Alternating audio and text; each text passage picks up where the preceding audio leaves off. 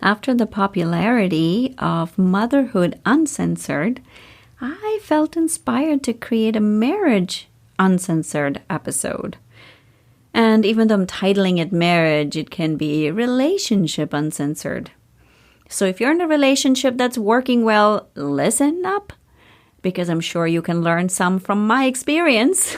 And if you are in a relationship that is not working well, please listen up, because you may find something here that is going to be valuable to help you decide if this relationship is the right one for you or not. So welcome, my friends, to this episode. This is another one of those personal episodes where I'm sharing not only my personal experience of being in a relationship for the last 23 years, but also from my experience of being a couples therapist for two decades. Oh my God, like it's been 2 decades. Yep. I was a licensed marriage and family therapist for 20 plus years. So I'm sure you can gain some knowledge and some information from all that experience. So welcome, my friends. Hello, visionaries. Welcome to Create Your Vibrant Life podcast, where you can create the life you desire by tapping into your inner wisdom. I'm your host, Padma Ali. I'm widely known in the field of psychology to create long-lasting transformation. And now I'm here to help you create the life you desire using a combination of neuropsychology and ancient healing practices. This podcast is for you, evolved, overachieving leader who's ready to unlock your highest potential. I'm here to guide you through a process of self-discovery to be the creator of your destiny. And you can do all of that by just taking aligned actions, tapping into the power of your brain, your inner wisdom, and ancient practices. So stay tuned, folks. I am so delighted you are here. Hello, visionaries. Welcome to episode number 77 of the Create Your Vibrant Life podcast. This is your host, Padma Ali. Today we're going to be talking about relationships, marriage uncensored. My goal is to share with you things from my own relationship, from working with couples for over 2 decades, and my own marriage for the last 23 years. Things that you can take away, the mistakes I made, what has worked, what hasn't worked. And my goal is not to just make this a story, but something that you can really apply to your own life. Because that's where the magic lies, isn't it? When you can apply this and take actions in your own life. And I also want to just put this caveat that you may or may not be in a relationship that's working for you. And this is vital, the only person who knows whether this is the right relationship for you or not is you. I say this with emphasis because, when I used to do therapy, I would work with clients both as a couple and also one-on-one. And a lot of people came to me for relationship stuff. And especially when I was working with in either of those 2 scenarios, right? Then when people would present things to me, they would often say things like, I went and saw another therapist and the therapist said to me to leave my marriage or leave my relationship. And I would tell my clients, this is the first thing I would tell them. I cannot and will not make a decision for you about your relationship. Because even in the outside, if your friends and family and everyone is telling you you're in the most shittiest relationship ever, then even then, it's not up to me to decide that. It's up to you, because there's a reason you are in this relationship. Either there's something to learn or some karmic patterns that you have to work it out with this person. Not my job to tell you whether to stay or leave. I'm here to help you work on how to communicate better whether you stay or leave, because most people would have kids at that point together and they had to navigate working it out with the other person. And even if you don't have kids and you're just splitting up, it still, if you can separate amicably, that's so much better than separating with animosity. Anyways, this episode is not about ending relationships. I'm just putting that as a caveat because this is not meant to either lead you in one direction or another, but this is meant to give you information where you can decide, is this relationship working or not working? Maybe you already are in an amazing relationship. So how can you use what I'm sharing here and apply it to make your relationship even better? So I say this with emphasis because no matter, even if you're in a relationship and everybody on the outside, whatever you're telling them, right, they're reflecting it back to you saying, hey, you need to leave. You're the only person who will know. And if someone is like, if you feel like, wow, I'm the most amazing relationship, then start to look at what has worked in this relationship for me and for my partner. And how can I make it even better? There is no limit to making your relationships even better. If it's already great, imagine what that would feel like to have it become even more fulfilling and even more satisfying. So, in this episode, I'm actually going to be sharing with you 10 pointers to creating an amazing relationship. And as we go over the 10 points, I'm going to be sharing with you examples and things that from my own life or from my clients' life or my past clients' lives that I worked with around relationship stuff. And if you followed me for any length of time, you know I think I may have talked about my story. I think I did. Yes, in the intuition episode. That was like the most open I've been about my own whole life, about meeting my husband and how I met him. 23, God knows when. That was many, many, many years ago. In the middle of the night at 2 a.m. It's really funny. If you haven't listened to it, please go listen, because that's how intuitive I've always been. And it took me a long time to get behind that intuition. So like I've mentioned in the past episode, basically I met him. I knew that we were going to get married, and we did. A year later, we were married. But it didn't mean that our marriage was all roses. We had lots of ups and downs. We still had to work through a lot of things. Where our marriage is right now is not where it was when we first started. A lot of learning experience for both of us. And I'm not the person that I was, thank goodness, from 23 years ago, and neither is he. In the sense of, our core personalities kind of remain the same, but who I am so much more chill than at that time. I was not. If you had met me back then, this is not how I was. My life was ridden with anxiety and overwhelm, and I lived life, and I was a doer and go-getter and driving myself to the ground. I'm not that way at all anymore. And I don't even feel much, anxiety come up. It comes up here and there, but that doesn't even, it's not part of my repertoire anymore. Anyways, 10 points on creating an amazing relationship. The first one, let your partner have their own experience of life. Why is this one of the first things I've put in there? By the way, they're not in any order, but this is the first thing that came up. Why? Because I have seen this over and over and over again when I used to work with couples, wanting their partners to see life from their angle, from their eyes. And I have done that too.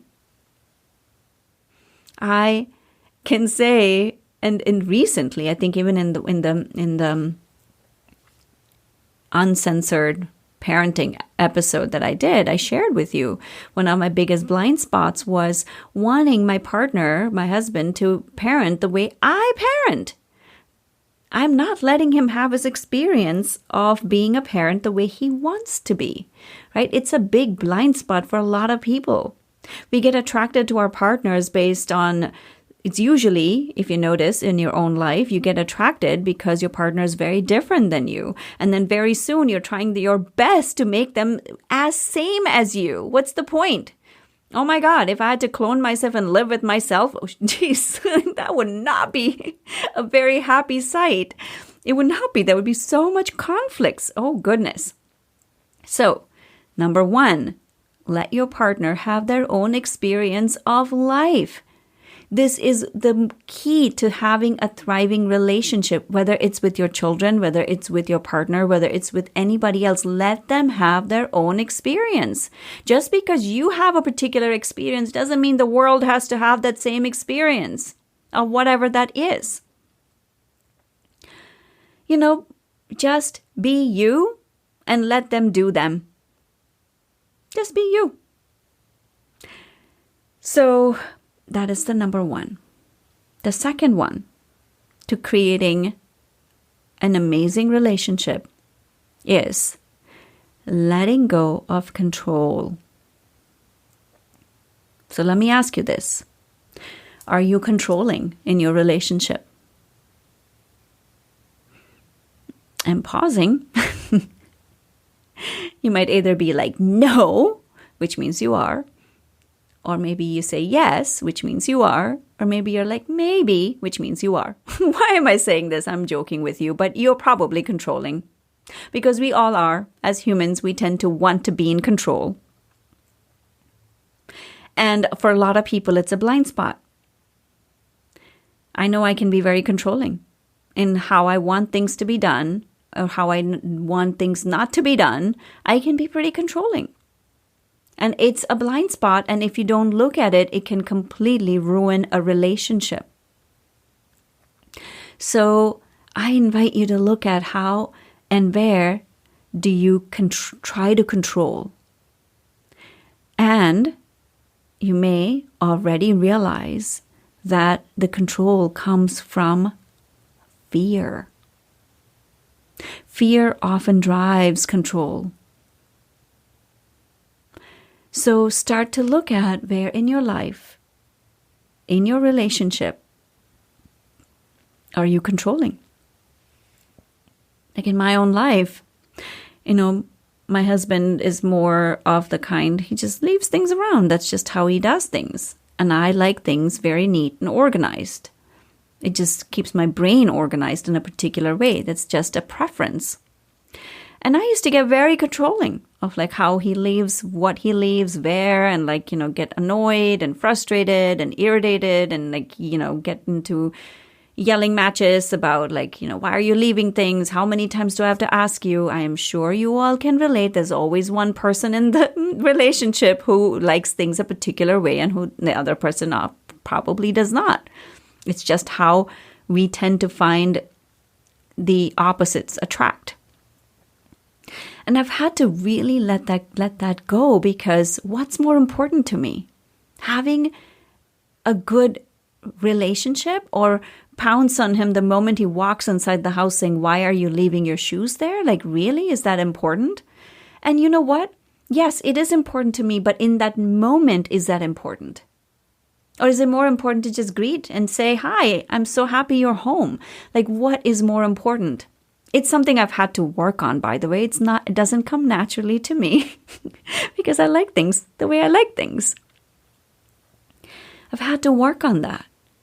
I've had to come to a place of then saying to him, when we both are in a good place, to really talk about why that's important. And guess what? Over the course of our time together in this lifetime, he has learned to say, okay, this is important for her, so I will do it, even though it's not what I want or it's not natural for me.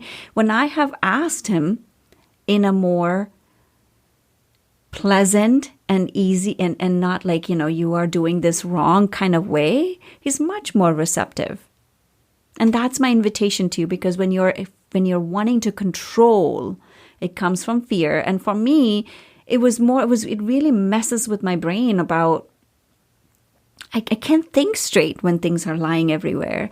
And guess what? Having kids, you have to throw that out of the window because that's what they do. They make huge messes everywhere. Life lessons, and what we resist will persist. The more I want things a particular way, the more the universe sometimes gives you things for you to be like, are you going to let it go now? And it doesn't mean that I don't keep things organized, but that's my requirement, not theirs. Tying it back to let people have their own experience of life. And I do want to say that it doesn't mean that you let it go. If it's important to you, talk about it, but not get controlling about it. All right, that brings us to the third point about communication. You may or may not already realize that communication is the key to having a successful, thriving relationship.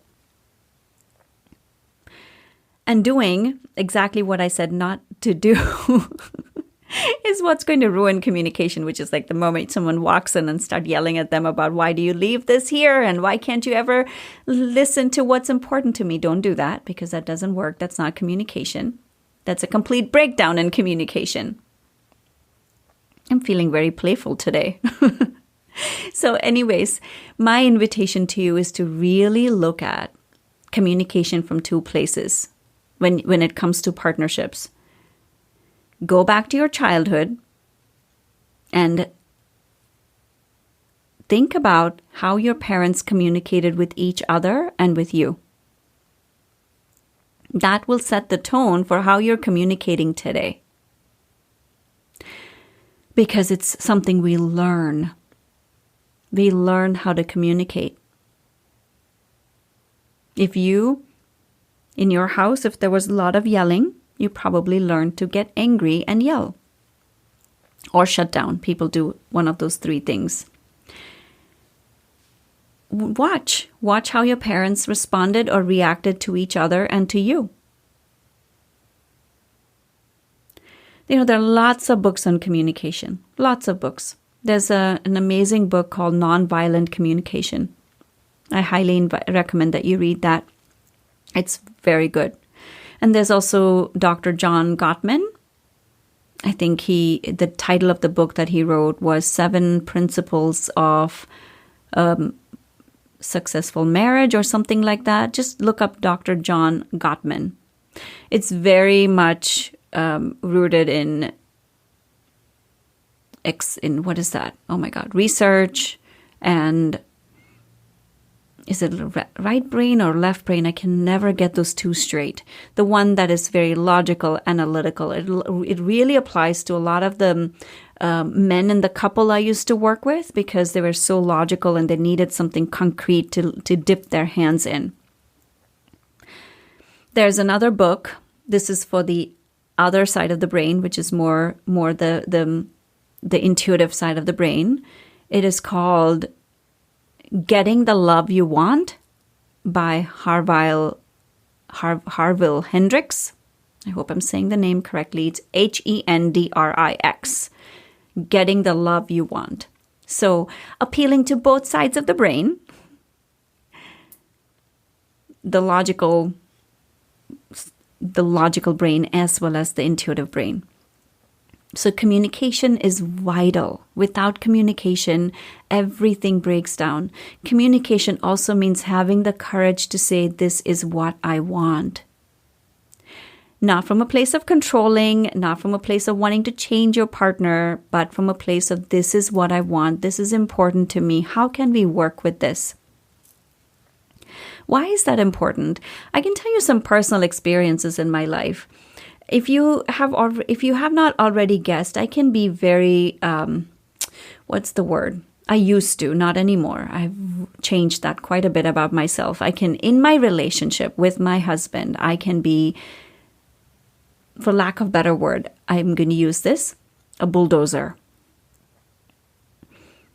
This is how I learned I used to be controlling, right? And so that would explain that. But it's only specific to my relationship with him. It doesn't show up anywhere else.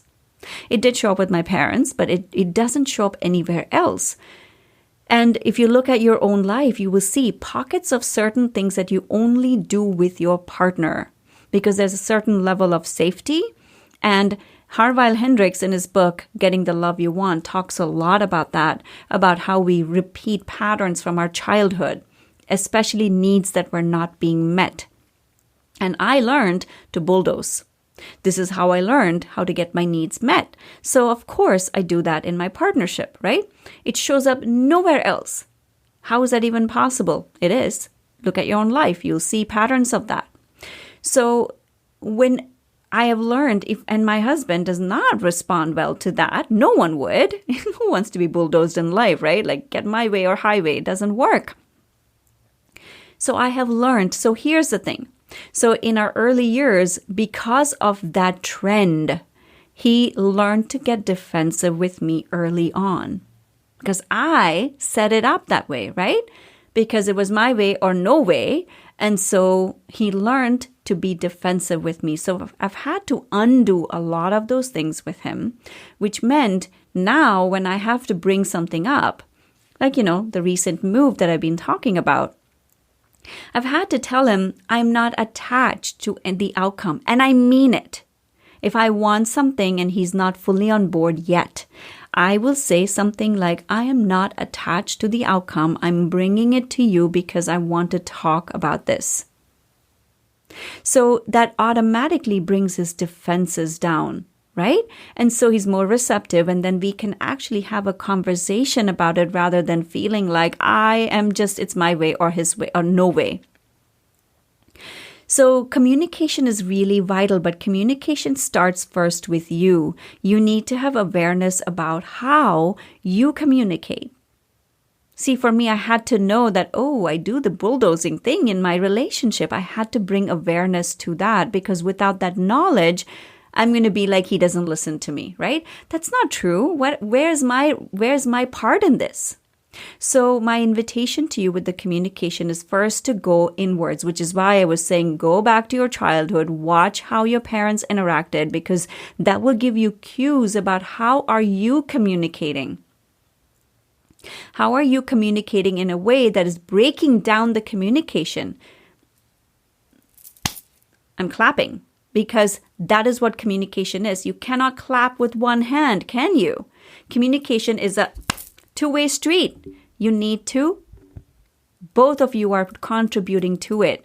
And it starts with you recognizing and knowing how are you communicating in this relationship first before you look at your partner.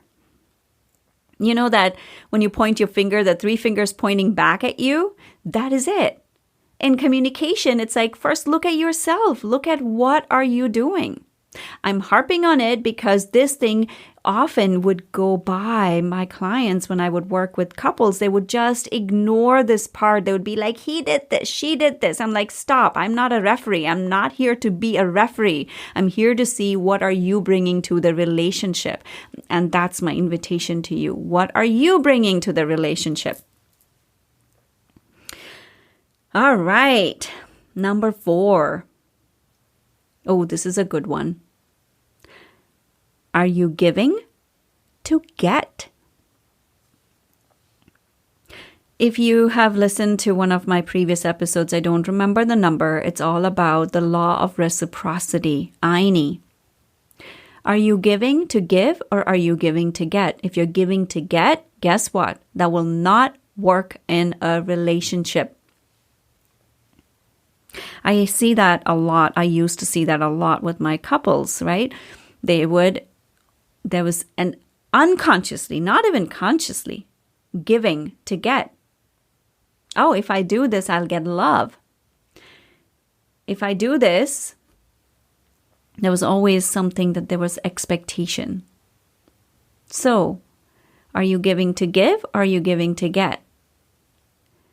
In my relationship, in the beginning phases, there was a lot of I was giving to get, and especially get love. Like I wanted to feel loved, and so I would give to get love. Not anymore. Like it's changed because now I'm like, no, I know that, and it started with giving myself self-love first, like loving myself and valuing myself changed the equation in the relationship. So look at that closely. Are you giving to give or are you giving to get? And if you're giving to give, amazing. Start noticing that. If you're giving to get, then time to change that. 5, sex. Sex. How is your sex? How is your sex life? Because intimacy goes in all forms. And in my work as a couples therapist, oh goodness, I would see so many sexless marriages. It's more prevalent than you may realize. And it is one of the things that has the ability to potentially destroy the relationship. It is not just a biological need. It goes beyond that. It is a connection. And this all ties back to the other things I've talked about. Control, communicating, letting your partner have their experience. Are you giving to get? Everything is related, right? Are you satisfied in your sex life? Are you having open communications about your sexual needs and desires? Are you giving to get or are you giving to give? And that includes sex. Are you withholding sex? Because generally, this is another theme I've often seen in couples. One partner wants more sex than the other. It's just how we tend to find partners where this happens. How giving are you? These are things that are meant to be self-reflective, and I'm really inviting you to sit down and look at these things closely because this will help you create a successful, thriving relationship. Are you communicating openly about what you want in your sex life? If you aren't, time to really look at that. What's causing you to not do that? Is there trust issues?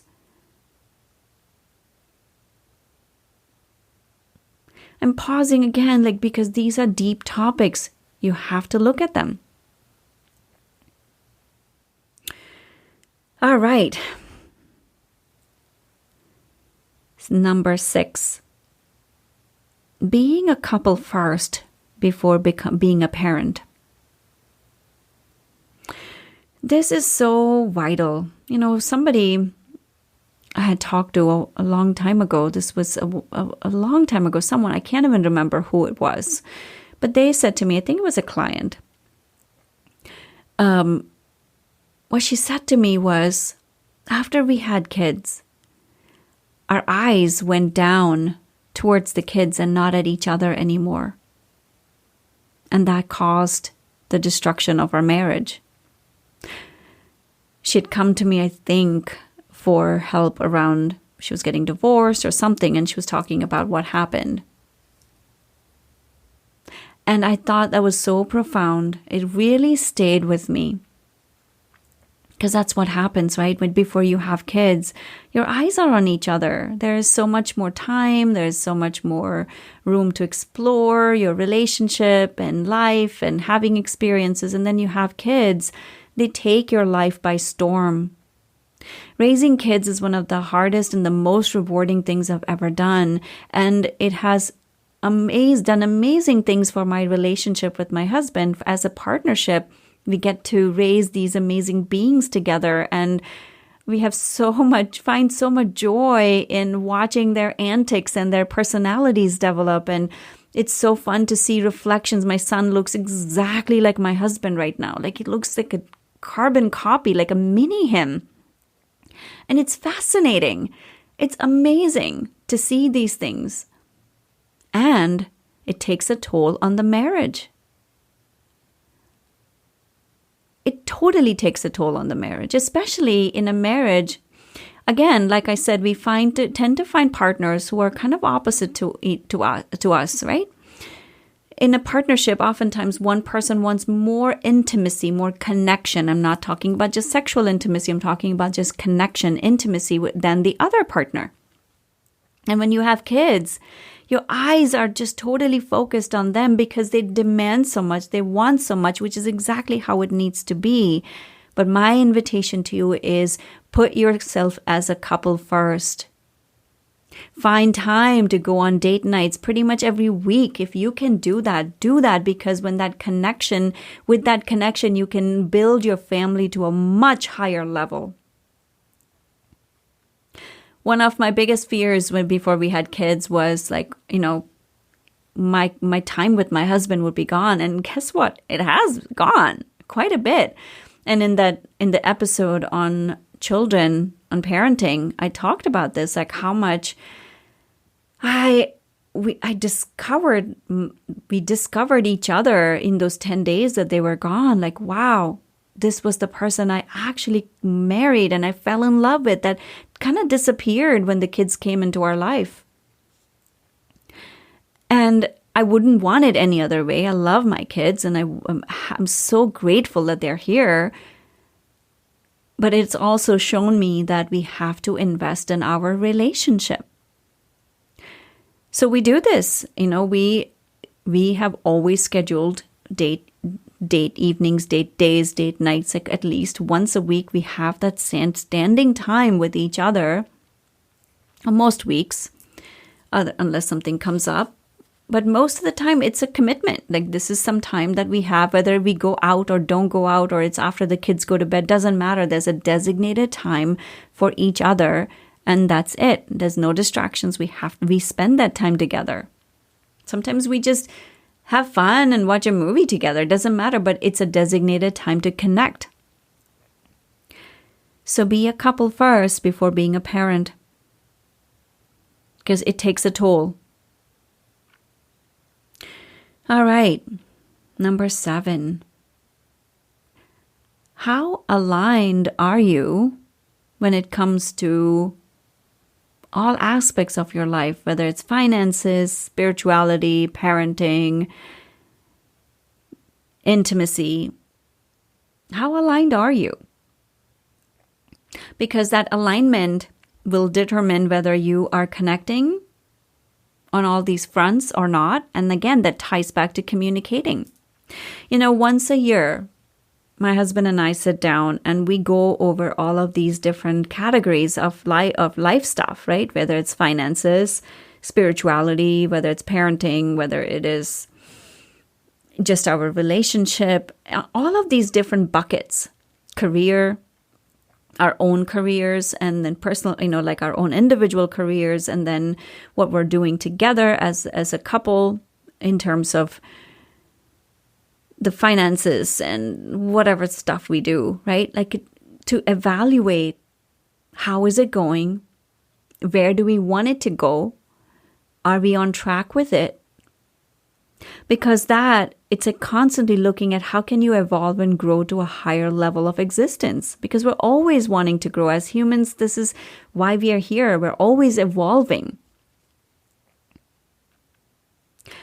So take a look at that, because even if one area in your life is struggling or suffering, it will affect everything else. And that ties into number 8, which is life goals. Do you talk to each other about your life goals, about your, whether it's yearly goals or 5-year goals or whatever that is? Like, do you talk to each other about those things? Or is your life just caught up in the day-to-day stuff? I highly recommend sitting down and going over some of these things and looking at your personal goals and then your goals as a family. Because again, if you don't know where you're going, how are you going to get there? Because the day-to-day stuff, guys, is so consuming. Goodness, it is extraordinarily consuming, right? But if you have a bigger plan of where you want to go, like that is going to help you get there. All right, we're on to number 9. This kind of goes on in conjunction with the control thing. Are you wanting to be right in your relationship? I used to see that a lot. Like most of the arguments, and when I used to work with couples, they would come in and they'd be like, it's all about I am right and you're wrong. Whether it's a viewpoint, whether it's something that happened, whatever that is, it was always about I'm right. Like it's always a point to prove that I'm right. And I invite you to look at your own life too, in your relationship. Haven't you done that? Aren't most of the arguments about who's right? It is in my life. We don't argue very much at this point. I might get irritated with each other for small little things here and there, but like there's no big arguments anymore. At least we had to work on this stuff. Guys, like this did not come naturally to me or him. I mean, who does? Like who's, none of these things are natural. You have to learn, even if you've had good communication you learned good communication, each person is different. So a lot of learning experience in our life. And a lot of the arguments are about being right. So what if you let that go? What if it was not about proving who's right or wrong, but just about communicating effectively? So I'm not going to speak much more about that. I mean, you get the point. And the last one, take nothing personally. This is I learned this from that book, 4 Agreements. At some point, I'm going to be talking about that book. I love that book. It's one of my favorite books to recommend to my clients. I often gift my clients that book because it is so valuable. And take nothing personally. How many times in your life have you interpreted something to be a particular way and it has turned out to be something completely different? We take things personally when we don't have to. So take nothing personally when your partner does something. What meaning are you adding to that? Because we add a lot of meaning. The other day when we were moving, I was trying to get the kids ready for bed and he was doing some, packing something up from the basement. And I was I was getting tired, and the kids, how it is with young kids and bedtime. And there's a lot of stuff that happens around that. And I was like, every time around bedtime, he goes away, all these stories I had formed in my head. And then when I looked out the window, I was he was putting stuff out for garbage pickup and things that had to be thrown. I was like, oh, instead of making an assumption that he was just puttering around in the basement, I realized that he was actually doing things to get us moving, which was happening very soon.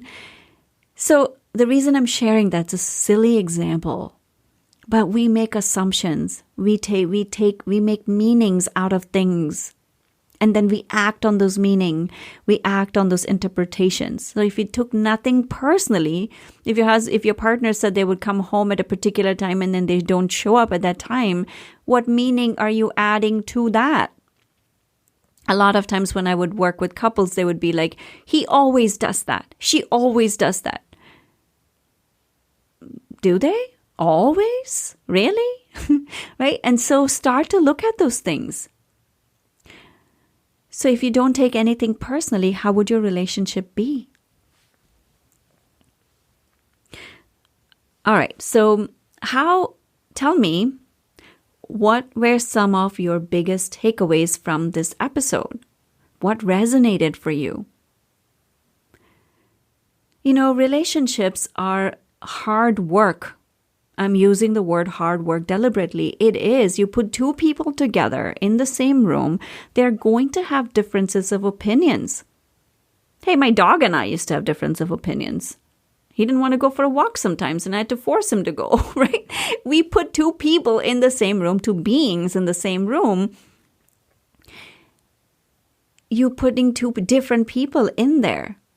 If you are doing any of the above things that the opposites of what I've been talking about.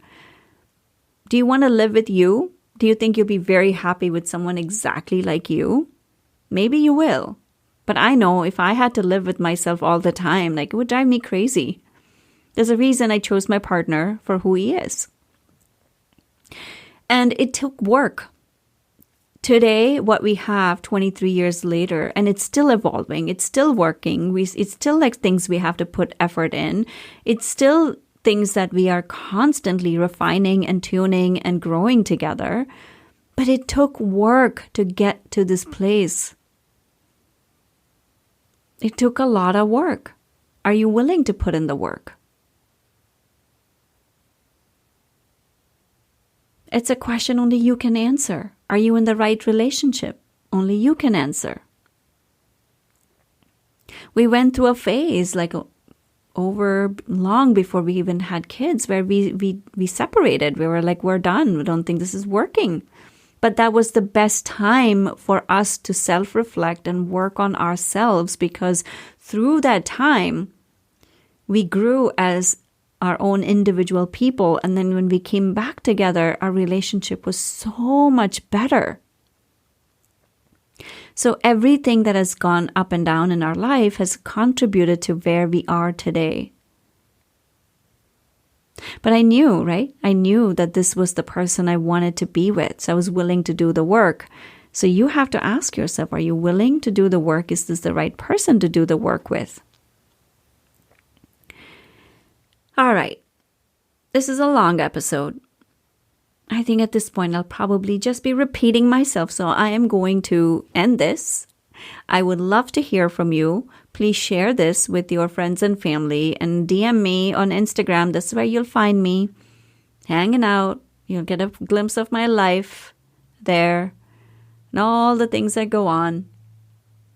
And share with me your takeaways, what worked for you, what didn't, and where you're listening from. Like, I would love to know, because we have listeners from all over the world, and I would love to know where you're listening from and what do you like? What would you like to hear more of? I love hearing from you guys.